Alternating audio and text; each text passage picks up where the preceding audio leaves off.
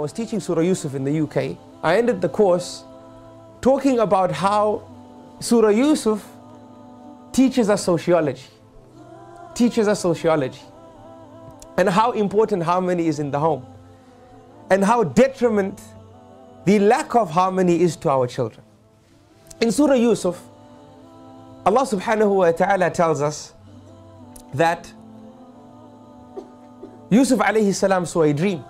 And in this dream he saw the sun, he saw the moon and 11 stars prostrating to him. And according to the minority view of the ulama of tafsir, and that's the view we will use for the purposes of our similitude and analogy here, the minority of the ulama said that the sun in the dream represented the father, and the moon in the dream represented the mother, and the stars in the dream represented the children. This is what they said. Now, the ulama before us, given their wisdom that Allah subhanahu wa ta'ala granted them, taught us an amazing lesson. And they said that if we compare the son to the father, what we see is that there are great similarities. When the sun is out, people earn. Money is created and is increased, because when the sun is out, that is normally our working hours. And this is the case when the father is in the home. When the father is at home, he is the breadwinner. He's the breadwinner, right? And he earns. And then they say when the sun is out, you don't see the stars. The stars are there, but they're not seen. And normally in the day when you see the father, do you see him with the children? You don't see him with the children. The children are with the mother, not with the father. And when the sun is out, we feel a sense of security. And isn't that the case when the father is at home? When the father is at home, the home feels a greater sense of security. The mother and the children feel even more secure when the father comes home. Is this not correct? Yes. So this is the similitude and analogy between the son and the father. And when we look at the mother, and in the dream of Jusuf alayhi salam, based on the minority view of the ulama of tafsir, when they said that the moon represented the mother, if we analyze the moon and the mother, we see that the moon is serene. It's beautiful to look at. It's peaceful. And it gives luminous light. And if we look at the home structure, we find these qualities present in the mother.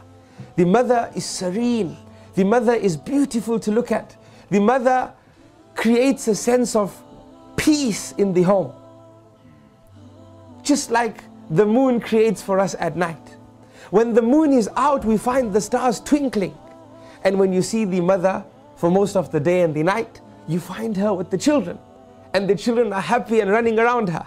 They're twinkling as well. When you look at the moon, you see that it takes its light from the sun. And the brighter the sun, the more luminous the moon. And the same is the case in the home. The more effective the father, the more effective his role in the home, the more effective the role of the mother becomes as well. It's a great analogy.